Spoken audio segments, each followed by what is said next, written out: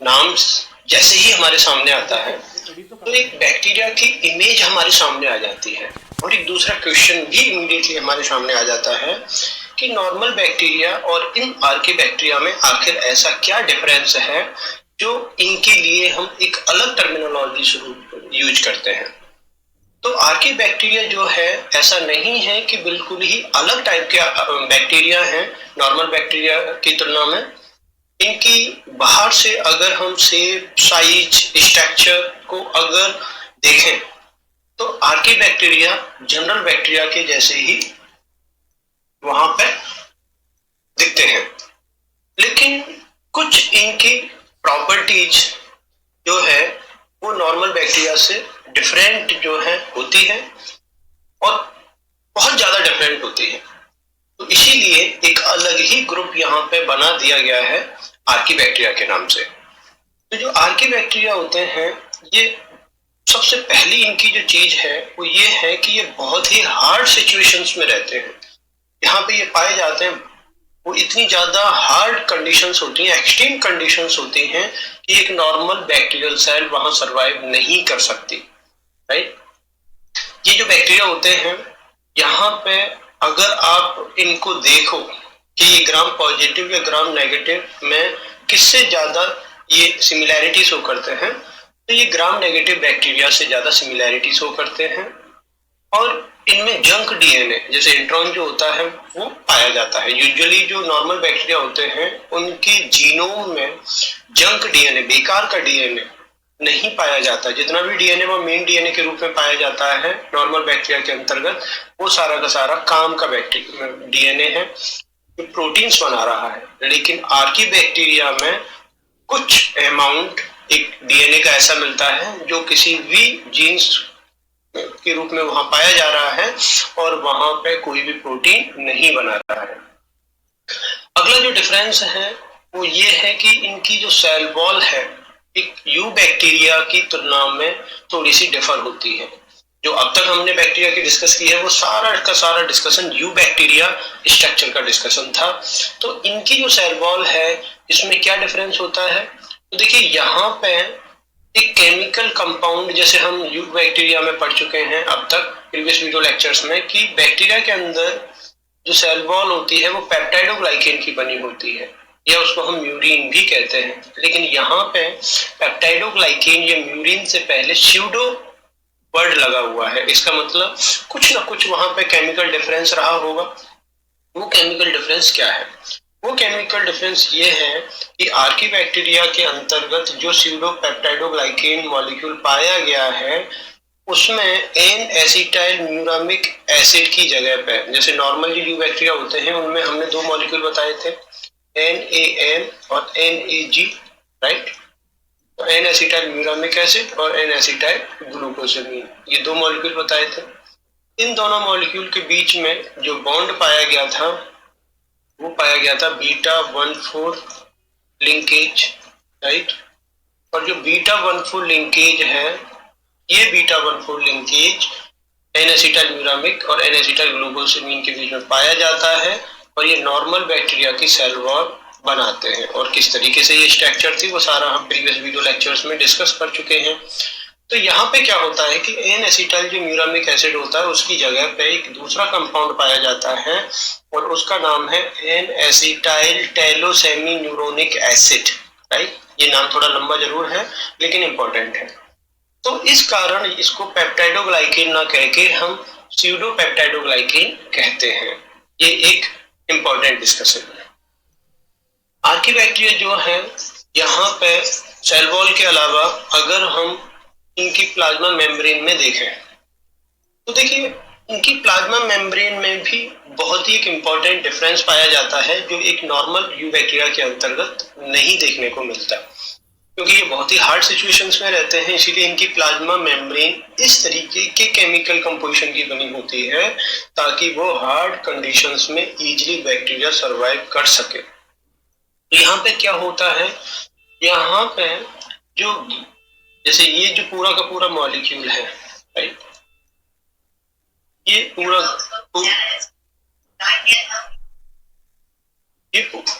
का पूरा मॉलिक्यूल जो है ये ग्लिसरॉल का बना होता है, राइट। तो ये जो ग्लिसरॉल मॉलिक्यूल है, ये पेरेंट मॉलिक्यूल ग्लिसरॉल का बना हुआ है। ये ग्लिसरॉल जो है, ये जो ग्लिसरॉल यहाँ पे पाया जा रहा है, नॉर्मल बैक्टीरिया सेल में अगर आप देखोगे तो नॉर्मल बैक्टीरियल सेल में यहाँ पे देखने को ऐसा मिलता है कि जैसे ये ग्लिसरॉल है और इस ग्लिसरॉल से फैटी एसिड जुड़े रहते हैं, राइट। मैं नॉर्मल कंडीशंस की बात कर रहा हूँ। ग्लिसरॉल से जो फैटी एसिड जुड़े होते हैं, इनके बीच में जो बॉन्ड होता है ये कहलाता है एस्टर बॉन्ड। कौन सा बॉन्ड कहलाएगा? एस्टर बॉन्ड कहलाएगा। ये नॉर्मल कंडीशन है। यूबैक्टीरिया के अंतर्गत भी ऐसा ही देखने को मिलता है और यूकैरियोटिक सिस्टम में भी यही देखने को मिलता है। लेकिन आर्कीबैक्टीरिया के अंदर क्या होता है, जो ग्लिसरॉल है उसके साथ फैटी एसिड नहीं पाए जाते, यहाँ पे हाइड्रोकार्बन चेन पाई जाती है। और जो हाइड्रोकार्बन चेन पाई जाती है उसको हम फाइटेनल चेन कहते हैं। और ये जो बॉन्ड यहाँ पे इन दोनों के बीच मिलेगा, ये ईस्टर बॉन्ड नहीं मिलता है, ये ईथर बॉन्ड मिलता है। और अक्सर यहाँ से क्वेश्चन पूछ लिया जाता है। तो ये तो है नॉर्मल सिचुएशन, जो नॉर्मल बैक्टीरिया में देखने को मिलता है और यूकैरियोटिक सिस्टम में देखने को मिलता है। क्योंकि ये जो सिस्टम है ये कहाँ देखने को मिलता है? ये आर्कीबैक्टीरिया में देखने को मिलता है, राइट। अब देखिए यहाँ पे किस तरीके से वो चीज पाई जा रही है। तो ये तो हो गया ग्लिसरॉल। इस ग्लिसरॉल के साथ ये देखिए ईथर बॉन्ड, ये जो बॉन्ड है ये ईथर बॉन्ड कहलाता है। ये वाला bond carbon carbon carbon oxygen के बीच का जो बॉन्ड है, और इस ईथर बॉन्ड के थ्रू दो हाइड्रोकार्बन चेन जुड़ी रहती है। और ये जो हाइड्रोकार्बन चेन होती है इसमें कार्बन की संख्या यूजुअली कितनी होती है? 20। इसीलिए इसको कहते हैं फाइटेनल। और ये ब्रांच होती है, राइट। इनकी जो चेन है ये लीनियर नहीं होती। ये फाइटेनल स्ट्रक्चर जो है वो किस तरीके की होती है? ब्रांच स्ट्रक्चर होती है।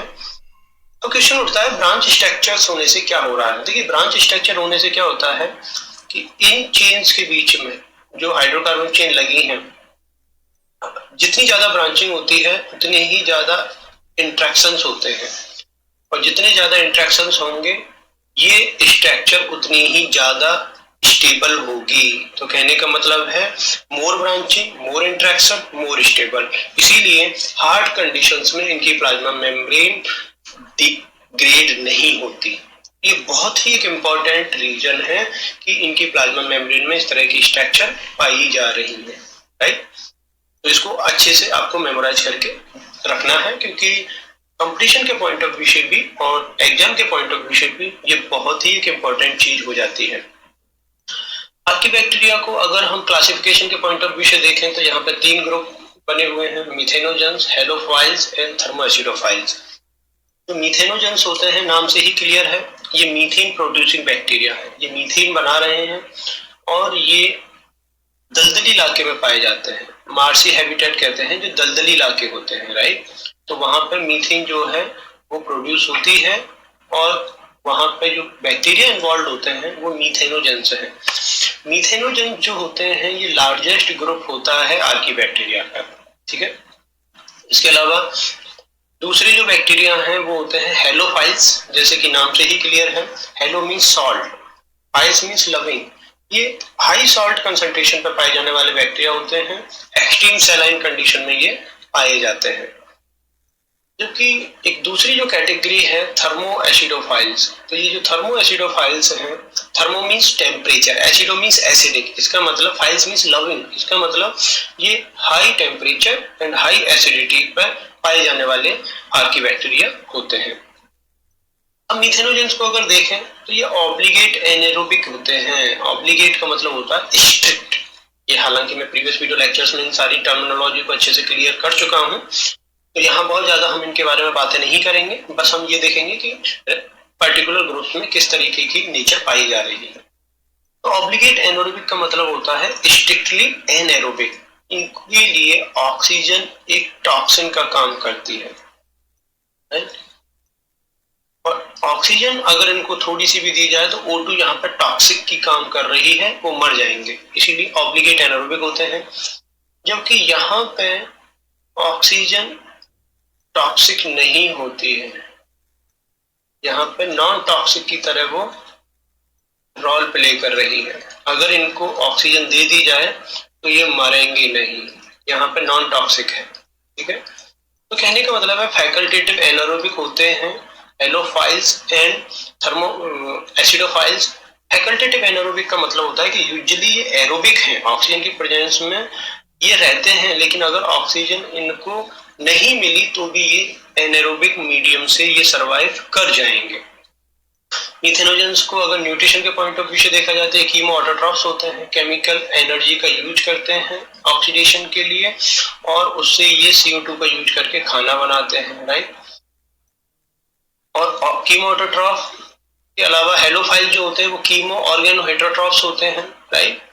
और जो थर्मो एसिडोफाइल्स होते हैं ये भी कीमो ऑटोट्रॉफ्स होते हैं। तो कहने का मतलब है न्यूट्रिशन के, अभी न्यूट्रिशन में ये सारी पॉइंट्स जो है मैं डिस्कस कर चुका हूँ। ठीक है, तो आपको ये बस ग्रुप के रेस्पेक्ट में किस तरीके की प्रॉपर्टी वहां पाई जा रही है उस तरीके से आपको याद रखना है। अब यहाँ पे जो मिथेनोजेंस होते हैं वो जो मीथेन बना रहे हैं वो या तो CO2 का यूज करते हैं या मिथेनॉल का या फॉर्मिक एसिड का, राइट। और इस तरीके से वो जो है मीथेन का प्रोडक्शन करते हैं। इस कैटेगरी में अगर मैं एग्जांपल्स देखूं तो इस कैटेगरी में जैसे मिथेनोकोकस है, मिथेनोबैक्टीरियम है, ये सर्टेन कुछ बैक्टीरिया हैं जो मीथेन प्रोड्यूसिंग ग्रुप मिथेनोजन से बिलोंग करते हैं। उसके अलावा जो हेलोफाइल्स होते हैं इनके अंदर एक प्रोटीन पाई जाती है जिसको कहते हैं बैक्टीरियोरोडोप्सिन। ये जो रोडोप्सिन प्रोटीन है ये हमारी ह्यूमन की आई में एक प्रोटीन पाई जाती है जिसका नाम है रोडोप्सिन। ये इसकी स्ट्रक्चर बिल्कुल हमारी रोडोप्सिन प्रोटीन के जैसा है, ये काफी स्ट्रक्चरल सिमिलैरिटी शो करती है। जो बैक्टीरियोरोडोप्सिन है ये काम क्या करती है, ये लाइट एब्जॉर्ब करती है और लाइट की प्रेजेंस में ATP बनाती है। ये बहुत ही इंपॉर्टेंट फंक्शन है, ये याद रखना, राइट। तो बैक्टीरियोरोडोप्सिन प्रोटीन जो है वो लाइट की प्रेजेंस में यहाँ पे ATP बनाती है और इस तरह की प्रोटीन हमारी ह्यूमन आई के अंदर भी पाई जाती है जिसको हम रोडोप्सिन कहते हैं। ठीक है, इस कैटेगरी में अगर हम एग्जांपल देखें तो हेलोबैक्टीरियम और हेलोकोकस दो बैक्टीरिया आते हैं, जबकि थर्मो एसिडोफाइल्स जो होते हैं वो सल्फर का ऑक्सीडेशन कर देते हैं। जैसे अगर एरोबिक मीडियम है तो वो सल्फर को कन्वर्ट कर देते हैं H2SO4 में और वहां से जो एनर्जी निकलती है उसका यूज करते हैं भोजन बनाने में, इसलिए वो कीमो ऑटोट्रॉफ है।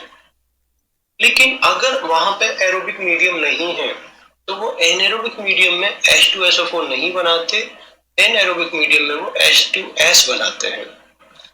ये याद रखना, अक्सर ये क्वेश्चन पूछ लिया जाता है। तो एरोबिक मीडियम में कुछ और प्रोडक्ट बन रहा है और एनएरोबिक मीडियम अगर वहां होता है तो ये H2S बनाते हैं।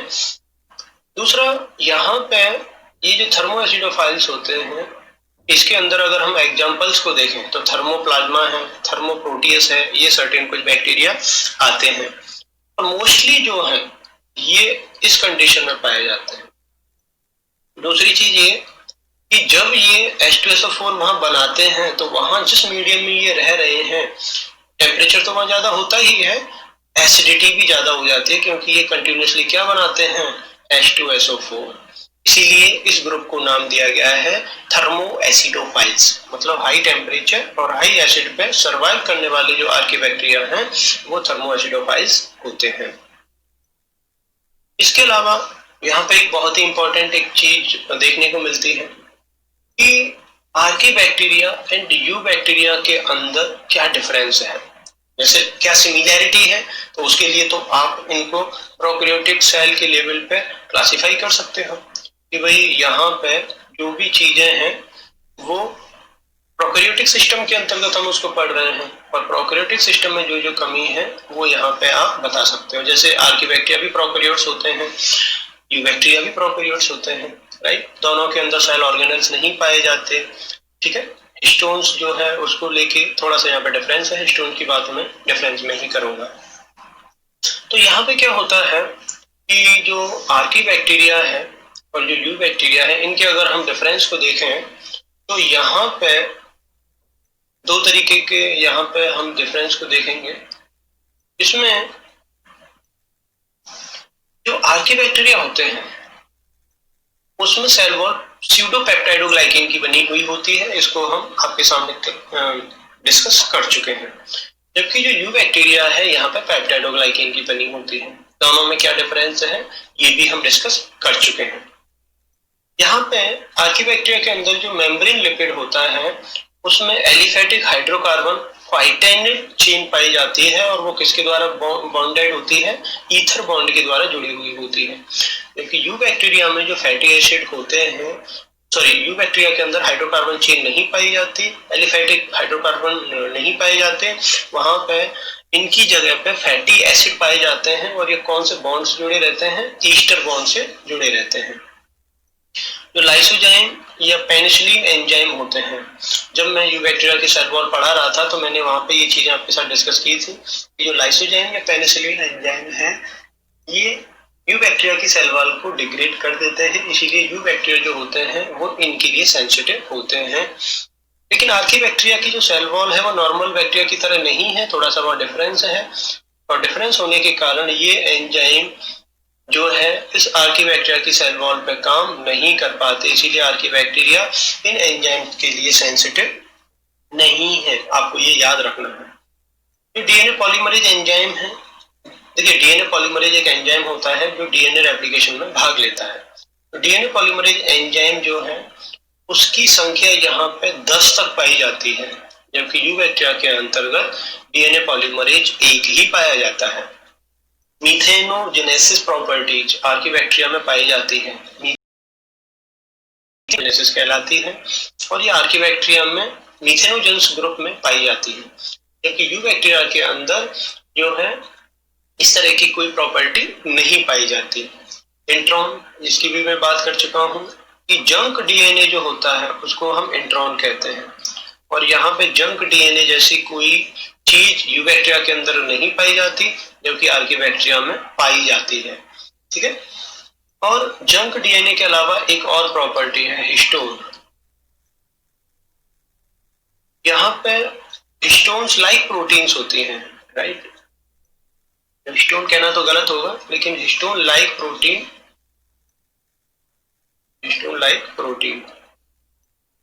तो यहां प्रेजेंट होते हैं, जबकि यू बैक्टीरिया के अंदर ये क्या होती है, एब्सेंट होती है। तो ये भी एक इंपॉर्टेंट डिफरेंस है आर्कीबैक्टीरिया एंड यू बैक्टीरिया के अंदर। अब इसके आर्कीबैक्टीरिया के बाद हम चलते हैं माइकोप्लाज्मा। ठीक है। माइकोप्लाज्मा जो है एक बड़ा ही एक छोटा सा एक स्पेसिफिक ग्रुप है बैक्टीरिया का। इसकी कहानी शुरू होती है 1898 में, जब ई नॉकार्ड एंड ई आर रॉक्स ने एक प्लियोमॉर्फिक यूनिसेलुलर प्रोकैरियोटिक ऑर्गेनिज्म की डिस्कवरी की। देखिए प्लियोमॉर्फिक टर्मिनोलॉजी तो इसलिए यूज हुई क्योंकि इनकी शेप फिक्स नहीं थी, राइट। दूसरा यूनिसेलुलर क्योंकि ये एक कोशिकीय थे और ये कोशिका कैसी थी, प्रोकैरियोटिक टाइप की थी। तो इन टाइप के ऑर्गेनिज्म को कैटल्स में एक डिजीज होती है, उसका नाम है प्लूरोनिमोनिया। और प्लूरोनिमोनिया में जो लंग्स होते हैं उसमें लिक्विड भर जाता है और उस लिक्विड को जब उन्होंने आइसोलेट किया इन्फेक्टेड कैटल्स से, पशु से, तो उन्होंने उसमें देखा कि एक ऐसा ऑर्गेनिज्म है जो शेप फिक्स नहीं है, यूनिसेलुलर है और प्रोकैरियोटिक है। तो इस तरीके के ऑर्गेनिज्म को उन्होंने नाम दिया PPLO, प्लूरोनिमोनिया लाइक ऑर्गेनिज्म। मतलब ऐसे ऑर्गेनिज्म जो प्लूरोनिमोनिया डिजीज कॉज कर रहे थे। ठीक है। तो PPLO इस तरीके से इनको टर्मिनोलॉजी दी गई। अब चूंकि इनकी शेप फिक्स नहीं थी इसीलिए इनको जोकर्स ऑफ प्लांट किंगडम भी कहा गया।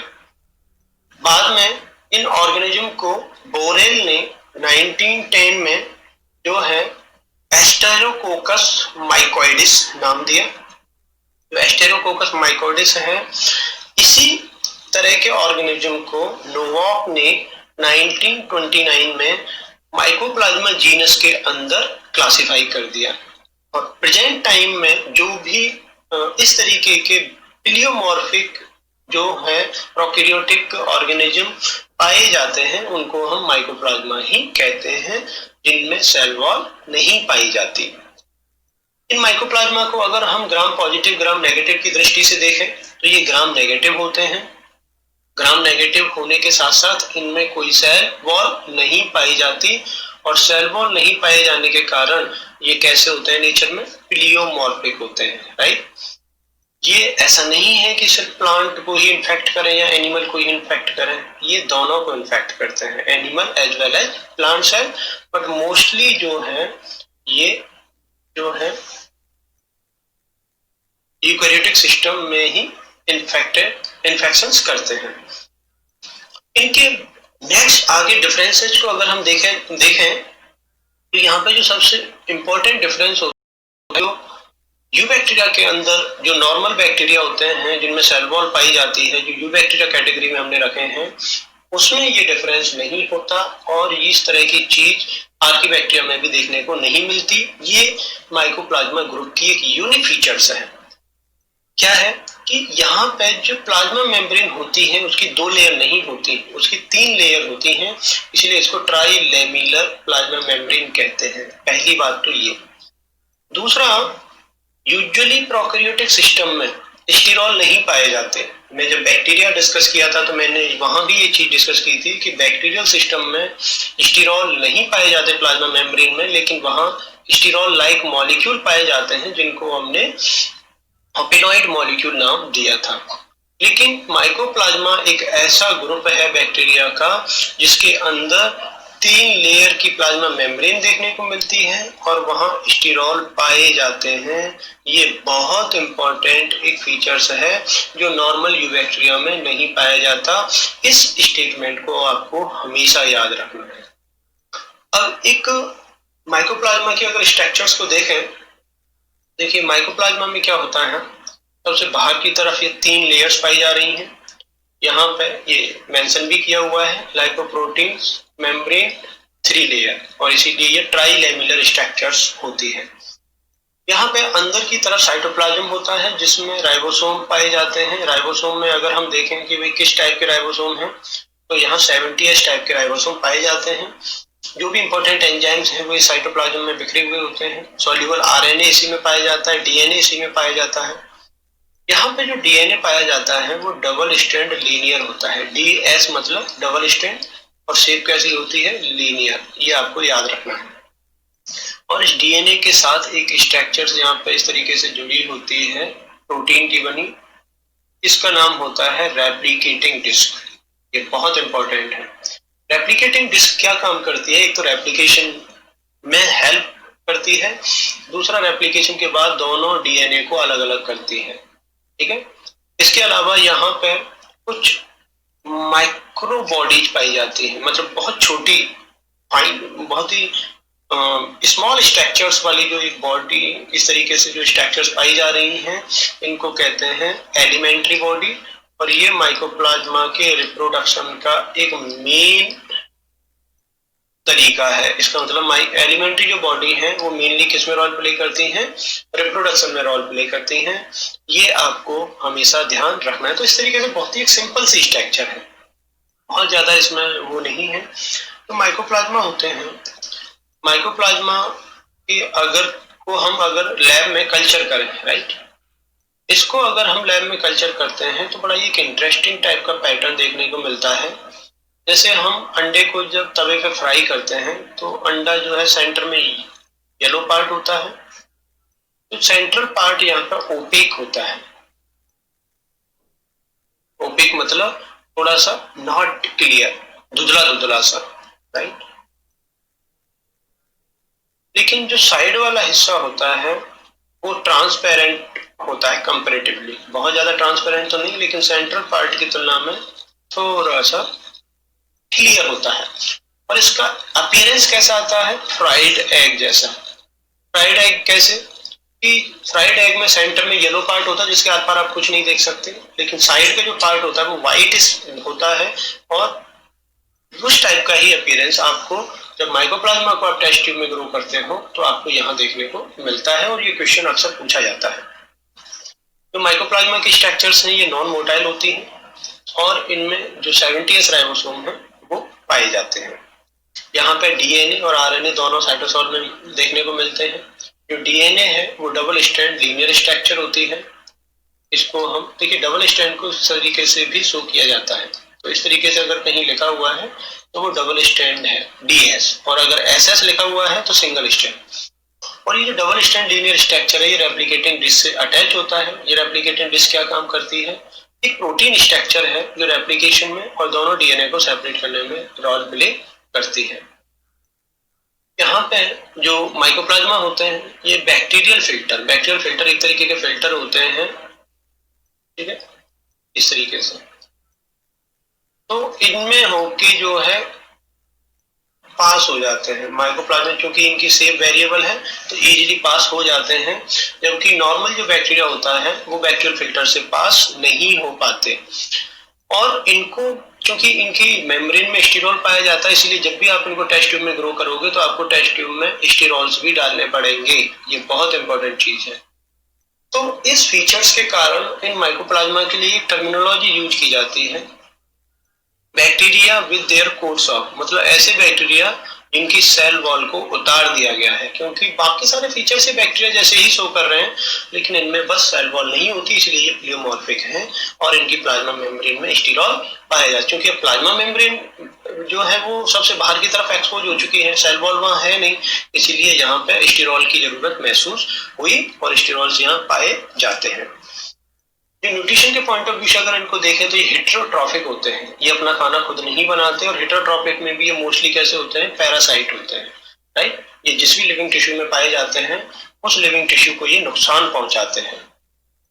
माइकोप्लाज्मा में चूंकि सेल वॉल ही नहीं है तो सेल वॉल को तोड़ने वाले एंजाइम्स इन पे कोई काम नहीं करेंगे, तो यहाँ पे पेनिसिलिन और लाइसोजाइम जो है उनका कोई काम नहीं है। इसका मतलब कितना भी आप पेनिसिलिन डाल लो, लाइसोजाइम डाल लो, यहाँ पे चूंकि सेल वॉल नहीं है तो यहाँ माइकोप्लाज्मा जो है उनके लिए सेंसिटिव नहीं है। लेकिन अगर आप स्ट्रेप्टोमाइसिन या क्लोरामफेनिकोल एंटीबायोटिक डालोगे तो ये एंटीबायोटिक क्या करते हैं? प्रोटीन के निर्माण को ब्लॉक कर देते हैं। तो माइकोप्लाज्मा में 70S राइबोसोम पाए जाने के कारण ये प्रोटीन तो बनाता है, तो जब आप प्रोटीन के को ब्लॉक करने वाले एंटीबायोटिक डालेंगे तो प्रोटीन सिंथेसिस तो ब्लॉक हो जाएगा, लेकिन चूंकि सेल वॉल नहीं है इसीलिए पेनिसिलिन और लाइसोजाइम जो है ये यहाँ पे इफेक्टिव नहीं होते, जबकि स्ट्रेप्टोमाइसिन और क्लोरामफेनिकोल यहाँ पे इफेक्टिव हो जाते हैं। और नॉर्मल बैक्टीरिया में भी यही सिचुएशन है, ठीक है। वहां पर पेनिसिलिन जो है ये भी काम करेगा, लाइसोजाइम भी काम करेगा, स्ट्रेप्टोमाइसिन और क्लोरामफेनिकोल भी काम करेगा, लेकिन माइकोप्लाज्मा में पेनिसिलिन एंड लाइसोजाइम काम नहीं करते, जबकि स्ट्रेप्टो एंड क्लोरामफेनिकोल करेंगे। रिप्रोडक्शन को अगर देखा जाए तो इनके अंदर बहुत ही फाइन स्ट्रक्चर, छोटी छोटी सी एक स्ट्रक्चर्स पाई जाती हैं जो हमने शहर में जिनकी बातें की, और इनको हम कहते हैं एलिमेंट्री बॉडी। बहुत ज्यादा रिप्रोडक्शन यहाँ पे क्लियर नहीं है, लेकिन ऐसा माना जाता है कि जो माइकोप्लाज्मा है इसमें रिप्रोडक्शन जो है वो मेनली एलिमेंट्री बॉडी